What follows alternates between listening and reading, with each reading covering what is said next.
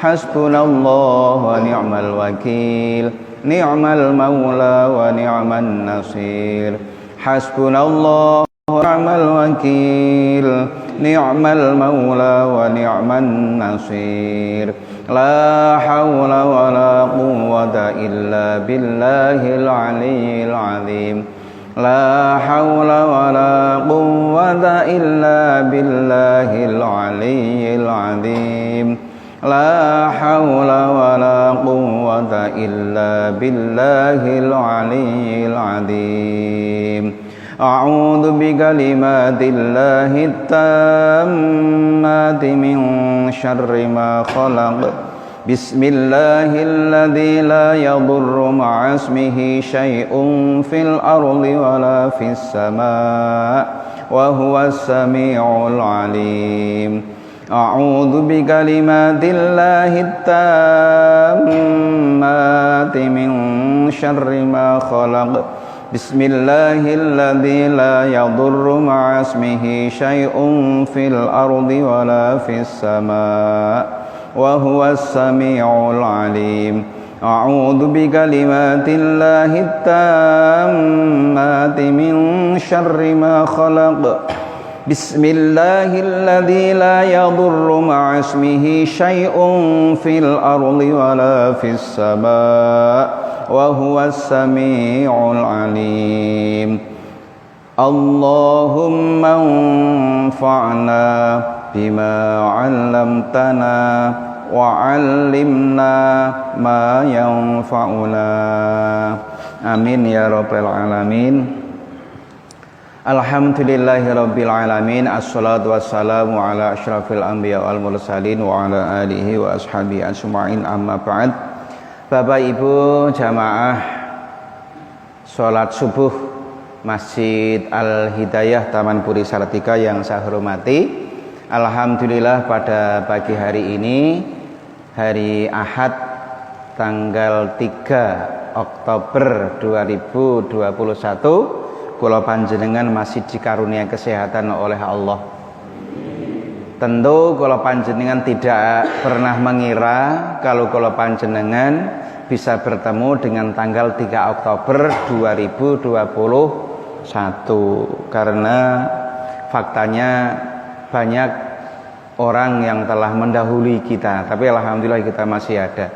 Ini adalah sebuah karunia yang luar biasa yang perlu kita syukuri dengan cara menggunakan sisa usia ini dengan kegiatan yang sebaik-baiknya. Mudah-mudahan Allah memberikan kemudahan untuk kita semuanya dalam rangka menggapai ridhonya. Amin ya rabbal alamin.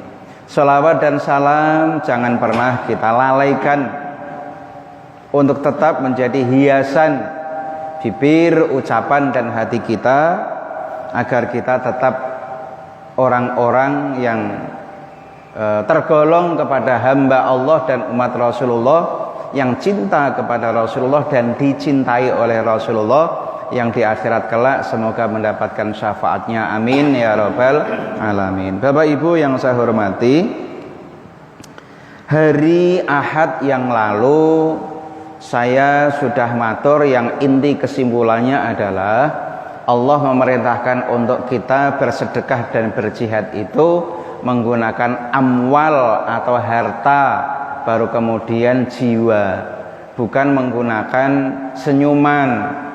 Bukan diperintahkan sedekahlah dengan senyuman, tapi kalau senyuman itu hanya senyumlah kamu karena senyuman itu dihitung sedekah, jadi dihitung sebagai sedekah, bukan sedekahlah dengan tersenyum, hanya dihitung sebagai sedekah supaya orang-orang ini saling damai, rukun, tersenyum terhadap sesama. Itu tujuannya. Lah hari ini Bapak Ibu saya akan matur masih berkaitan dengan hari Ahad yang lalu, bahwa setidak-tidaknya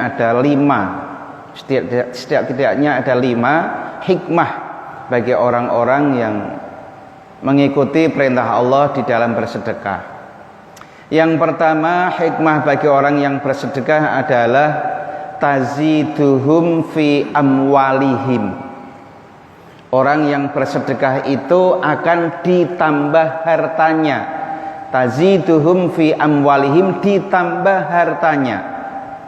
Ini sangat sesuai dengan apa yang difirmankan oleh Allah,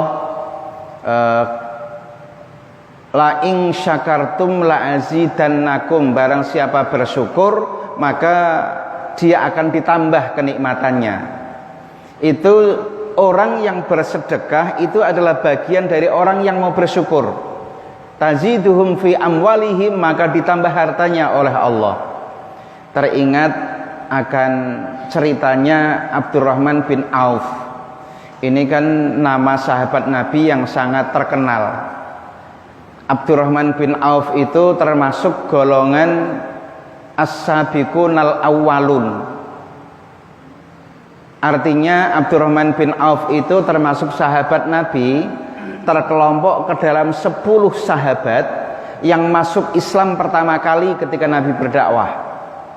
Jadi Nabi ketika menerima wahyu untuk berdakwah, itu Nabi memulai dengan orang-orang yang terdekat. Dimulai dulu istrinya, yaitu Khadijah.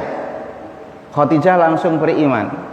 Kemudian melalui sahabat-sahabat terdekat, Abu Bakar, Utsman dan seterusnya, termasuk Abdurrahman bin Auf. Itu golongan as-sabiqunal awwalun, 10 orang yang masuk Islam lebih awal. Sehingga golongan ini oleh Allah dikelompokkan ke dalam ahli surga. Abdurrahman bin Auf adalah orang yang ahli surga, 10 orang yang masuk Islam pertama. Nah, ketika Abdurrahman bin Auf ini mengikuti hijrahnya Nabi dari Mekah ke Madinah, begitu sampai di Madinah, karena ketika hijrah itu kan tidak membawa apa-apa waktu itu para sahabat. Yes, pokoknya membawa iman. Artinya tidak membawa apa-apa itu, harta benda yang ada di Mekah itu enggak dibawa. Ya hijrah membawa iman dan membawa pakaian secukupnya saja. Di Madinah enggak punya apa-apa sehingga enggak punya modal. Maka ketika sampai di sana, Abdurrahman bin Auf hanya bilang kepada sahabat orang-orang Ansor. Ansor itu orang-orang Madinah, penduduk Madinah yang menerima, menolong kehadiran Nabi dan sahabat. Biasanya kalau orang datang ke suatu tempat nggak punya kenalan, nggak punya siapa-siapa, kampung atau tempat yang kita datangi itu melihat kita kan sinis. Ki sapa ki aku ora kenal, medeni iki. Ketoke mencurigakan. Pamane koyo mukane awake dhewe nggih. Muka-muka rada kriminal-kriminal sithik ngene iki dicurigai tok. Jangankan orang yang sukarela menolong, kita minta tolong dengan memelas pun orang masih nggak yakin. Akhirnya kita terlunta-lunta sak karepe dhewe, akhirnya menderita menggelandang malah. Lah ini sahabat Nabi yang dari Mekah sampai ke Madinah, orang-orang Madinah ini menerima dengan baik, maka disebut Ansor, penolong, yang menolong itu tadi. Nah, ketika sahabat Abdurrahman bin Auf ini ingin diberikan sebuah harta tertentu, tidak mau. Hanya minta tunjukkan saja pasarnya di sini mana. Akhirnya setelah ditunjukkan, ternyata Abdurrahman bin Auf ini ingin berdagang, karena di pasar itu kan tempat bertemunya antara penjual dan pembeli. Jadi pengertian pasar itu kan bertemunya penjual dan pembeli. Berarti nek aku ana wong loro terjadi transaksi jual beli, ya mungkin bisa disebut pasar juga itu mungkin. Tapi pasarnya kecil karena hanya beberapa orang. Nah, setelah berdagang, Abdurrahman bin Auf dikenal dengan sahabat Nabi yang sangat kaya. Sangat kaya. Karena kekayaannya itu pun Abdurrahman bin Auf janjane ra pengin sugih dia itu. Karena dia itu yes, pokoknya pengen urip biasa, sak madya wajar gitu aja. Cuman dia itu kaya akhirnya. Ya karena Abdurrahman bin Auf itu orangnya dermawan. Duwe itu memang tidak pernah, ibarat kita itu digenggam tenan itu ndak, orangnya dermawan. Sampai ada juga pengertian bahwa orang kaya itu nanti di akhirat urusannya panjang. Urusannya panjang.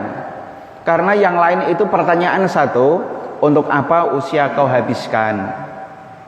Satu.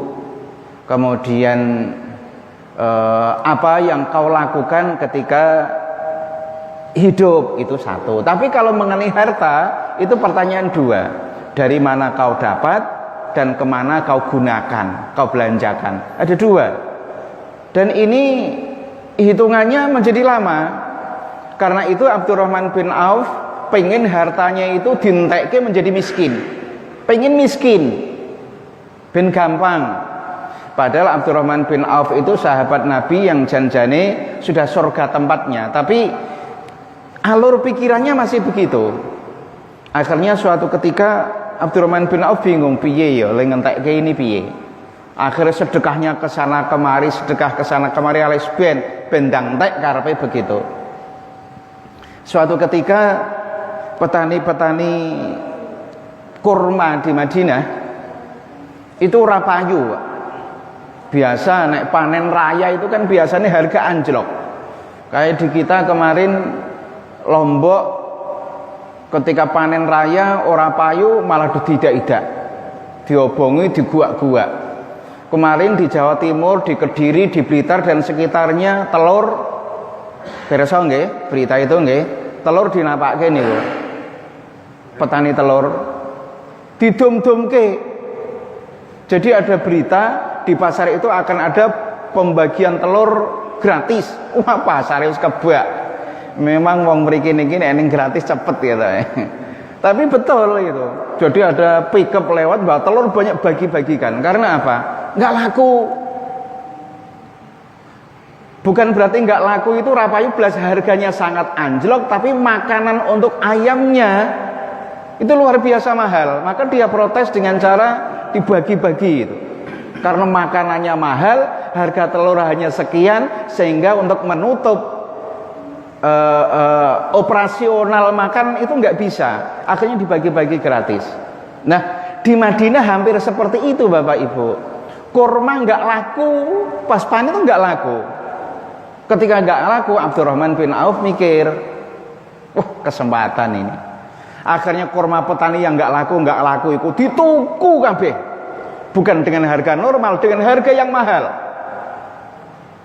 Mesti seorang petani seneng loh. Iki kurma panen raya, didol anjlok ora payu. Sahabat Abdurrahman bin Auf berani beli dengan harga yang tinggi, tuku kabeh. Dan Abdurrahman bin Auf bukan berniat untuk mendagangkan ngotak dolneh aku badhe ndak, sama sekali ndak. Niatnya hanya bagaimana petani ini kurmanya bisa terbeli, tidak membusuk. Hanya itu tok. Akhirnya dituku kabeh sak Madinah. Abdurrahman bin Auf, alhamdulillah duitku wis entek. Seneng duitku wis entek. Tapi di rumahnya dia kurmanya menumpuk banyak, tapi dia nggak berpikir kurma iki meh tak kapake, iki meh tak dol ndak. Ya ben ning kono wae. Sing penting apa? Petani kurmanya sudah laku dan terbeli. Dah, biarkan saja kurma itu. Akhirnya suatu ketika setelah kurma dibiarkan ya membusuk itu. Membusuk semuanya. Ketika itu ada di daerah Yaman sana ternyata ada yang namanya pagebluk, wabah, di mana di sana itu wabahnya menjalar kemana-mana dan nggak ada obatnya. Ternyata obat yang bisa untuk mengobati wabah itu, pagebluk yang demikian merajalela di negeri itu, ternyata obatnya hanya kurma yang membusuk. Lah sang raja mendengar bahwa di Madinah ada seseorang yang punya kurma, akhirnya mengirim utusan ke sana, siapa yang punya kurma itu silahkan dicari dan akan dibeli semua oleh sang raja ini dengan harga 10 kali lipat. Ternyata yang punya kurma ternyata adalah Abdurrahman bin Auf. Kurmanya memang sudah busuk, akhirnya dibeli 10 kali lipat dan akhirnya rasido kere meneh malah tambah sugih meneh. Inilah yang namanya saya contohkan tadi, sedekah itu tazidum fi amwalihim, Allah akan menambah, tapi dengan niat yaitu tadi sebuah keikhlasan. Itu yang pertama.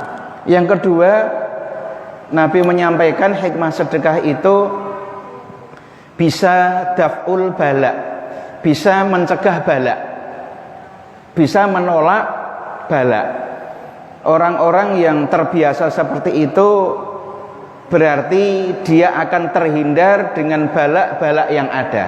Karena daf'ul bala itu salah satu dari orang-orang yang mau sedekah. Kemudian yang ketiga, sedekah itu bisa syifa'ul lil marad, menyembuhkan penyakit. Jadi sakit-sakit itu bisa disembuhkan dengan kita memperluas, memperbanyak sedekah-sedekah yang ada. Tapi nggih ampun ngomong kemudian iki jari abah kae sedekah iso marekke mari. Ana wong lara wis sedekah ning ra mari-mari. Yo ora akhire nyalahke sedekahe, nyalahke berita dari Rasulullah. Wah iki berita hoak iki. Nyatane wis sedekah ya ora mari-mari. Ya tidak begitu juga. Semuanya juga melalui proses. Seperti seseorang ketika sakit pergi ke dokter, dikasih resep obat, sudah dibeli, enggak sembuh juga. Wah iki dokter lulusan ndi iki? Ngei resep ora mandi blas. Nah, misalnya enggak bisa juga. Akhirnya pindah dokter lainnya, kasih resep, yo ora mari meneh. Kasih resep dokter lainnya, yo ora mari meneh. Kan bisa jadi begitu. Itu sebuah proses bahwa Allah itu akan memberikan kepada seseorang biar seseorang itu berproses tiada henti. Biasanya kalau orang sakit, sak omonge wong iki ya mesti dilakoni. Ngombe iki diombe. Mangan iki dipangan. Hindarkan ini, hindarkan. Kayak neng kono kayak banyu putih mari mororono, urung mari neng kono dan seterusnya. Suatu ketika neng ngomong ana wong, "Lah kaya ngono iki wae mari iki lho, sebelah omahku ana tanduran kuwi jajal, mari tenan." Ah ngene ya aku wingi rasah neng dokter kae, rasah dokter kuwi, rasah dokter kono, rasah golek obat alternatif banyu putih kono, rasah kono, ndak bisa gitu. Kadang-kadang kita itu bisa memperoleh bahasanya napa nggih? Mak celekutik mungkin ngono. Ternyata obatnya ning kono tok ning sebelah Pak Yoko misalnya. Tandurane ana mak celekutik ning kono. Lah pengen mak celekutik niku wau ki ya mungkin syaratnya kudu ning dokter kae sik, dokter kae alternatif kono ngombe iki mungkin ya ngono barang. Jadi ndak perlu disesali. Ngerti yo ngene aku rasah kae rasa ndak usah. Dan mungkin karena dikasih obat itu ndelala bar sedekah bareng bisa jadi. Bar ning yatim kono, yatim kene sedekah bantu cah kae, bantu anake kae, ndelala akhirnya dikasih tahu, "Walah kuwi lho ana," ndelalah ketemu. Itu bisa jadi. Jadi yang penting Bapak Ibu kita berproses dan enggak usah menyesali. Jadi bisa menyembuhkan penyakit. Yang keempat, orang bersedekah itu kata Nabi yamurruna 'alas sirat kal barkil khotif. Ini berikutnya hikmah di akhirat. Tadi di dunia terus, sekarang di akhirat. Yamurruna 'alas sirat kal barkil khotif, nanti di akhirat akan melewati jembatan Siratal Mustaqim itu ibarat kal barkil khotif kayak kilat. Kilat itu gimana toh? Cep gitu aja. Kita melewati jembatan Siratal Mustaqim, mungkin kaki baru diletakkan, kita langsung lewat. Senjatanya apa? Sedekah. Bagi orang yang sedekah, kaki diletakkan, langsung lewat. Padahal kalau kita baca, kita lihat kan ada yang melewati Siratal Mustaqim itu baru jalan timik jatuh neraka tempatnya. Ada yang jalannya menggelantung jatuh neraka tempatnya dan seterusnya macam-macam. Lah orang yang sering sedekah baru diletakkan langsung sampai. Cepat, secepat kilat. Itu yang keempat. Yang kelima, yadkhulunal jannata bighairi hisab. Orang yang ahli sedekah itu akan masuk ke surganya Allah bighairi hisab, tanpa melalui perhitungan. Jadi enggak dihisab oleh Allah di padang mahsyar, tapi langsung dimasukkan ke surganya Allah. timbul pertanyaan, lah kalau Ustaz, orangnya sering sedekah sih, dia dermawan, tapi nek kon poso niku angel. Poso Ramadan niku kok kena alasan, jarine mae kumat lah, jari darah tinggi lah, macem-macem kae. Padahal tak deloki nek ora pas musim poso ya ora tau ngeluh di penyakit. Ning nek Ramadan teko, kuwi mesti alasane ono wae. Ning sedekah kenceng. Puasa Ramadan mboten ati gelem. Salat ya wis sak kobere wis akeh orane timbang salat. Ngoten niku pripun? Lalu sedekah sregep. Bapak Ibu yang saya hormati, Islam itu kan kafah. Kafah itu adalah menyeluruh, tidak bisa mengambil sebagian-sebagian. Salat ya salat tok, poso ora, poso tok, salat ora. Poso salat gelem, sedekah wegah, akhirnya dadi pengikutnya Fir'aun, kikir, bakhil. Bukan begitu, tapi menyeluruh. Atau sedekah kenceng, salat poso ora gelem juga ndak, tapi menyeluruh. Lah nek sedekah kenceng tapi niku mboten gelem pripun? Gini Bapak Ibu. Niku termasuk jaminan ini surga mboten? Turune nek sedekah niku jaminan surga, Shiratal Mustaqim, kaya kilat lan sak piturute niku dijamin ngoten mboten? Urusan di akhirat memang urusan Allah. Tapi kalau melihat pengetahuan bahwa Islam itu harus kafah, harus menyeluruh, sekarang gini. Kalau orang bicara taman rumah yang dimaksud depan rumah, taman. Kalau orang kok ngomong taman, itu sudah pasti harus punya rumah dulu. Orang kalau belum punya rumah itu mikirnya bukan taman. Mikirnya apa? Ya pengen beli rumah. Kalau belum mampu punya rumah mikirnya apa? Ya ngontrak. Jadi orang itu ada urutannya. Kalau orang bicara taman rumah, berarti dia sudah punya rumah. Kalau belum punya rumah, bukan mikir taman tapi mikir punya rumah. Kalau orang mikir ngecat rumah, ya berarti sudah punya rumah.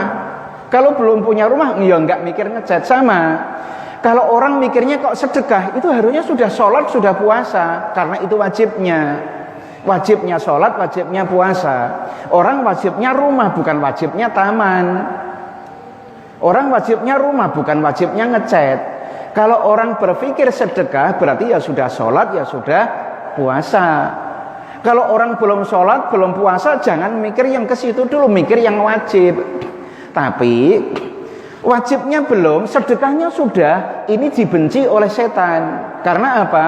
Dikhawatirkan dengan banyak sedekah itu akhirnya terbuka hati pikirannya, dibukakan oleh Allah, akhirnya sholat, ibadah yang lainnya menjadi rajin.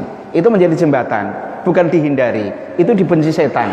Karena dengan sedekah yang rutin, meskipun belum sholat, belum puasa, kenapa dibenci setan? Karena setan takut dengan kedermawannya dia akan dibukakan jalan oleh Allah menjadi orang-orang yang baik. Sebaliknya, sregep sholat, sregep puasa, tapi dia bakhil, kikir, itu justru disukai oleh setan. Loh kenapa wong sholatnya rajin, puasanya rajin? Hanya karena dia kikir tidak mau sedekah, disukai setan. Karena setan suka itu dengan kekikirannya, dia akan mudah digoda oleh setan.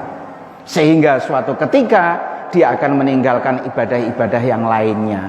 Maka hadirin rahimakumullah, monggo kalau panjenengan terbiasa untuk menjadi orang-orang yang selalu kafah, ya sholat, ya puasa, ya sedekah, dan yang lain-lainnya. Dengan itu semoga kita semuanya hidupnya menjadi lebih bahagia, menjadi lebih damai, dalam keluarga menjadi lebih tentram, yang akhirnya ibadah pun ringan, kita tidak menjadi terasa berat, dan dengan sedekah pula mudah-mudahan di akhirat kelak kita melewati Shiratal Mustaqim dengan mudah, masuk ke surganya Allah dengan tanpa dihisab oleh Allah. Amin ya rabbal alamin. Allahumma sholli ala sayyidina Muhammadin tibbil qulubi wa tawaiha wa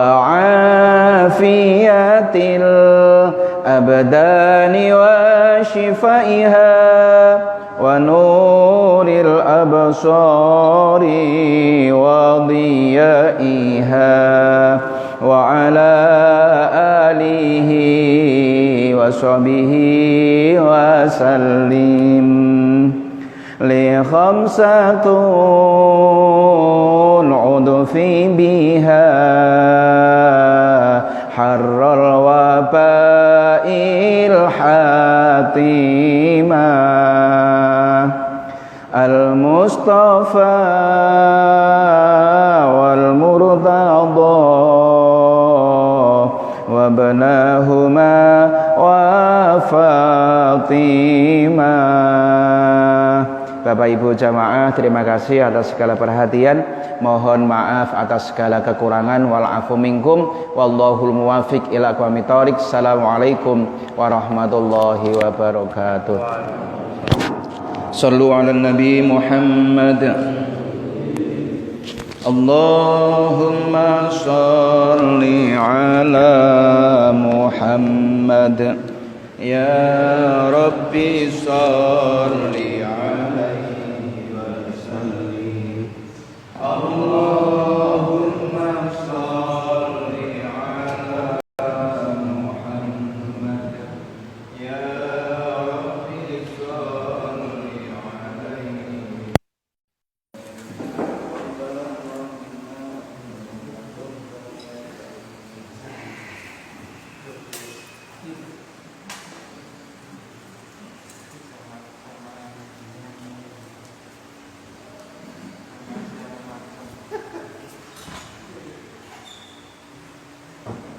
Ngene napa wong jalu? Kerumune lagi kita lagi makan. Napa? Kerumune kesehatan. Oh, senang. Malam anu kok malam angkat ra ono. Ora kerang ngono, ganti kerang. Kerang ijo, kerang kayu, kerang apa wae kalau kerang tangan. Ya, orang makan siput ya.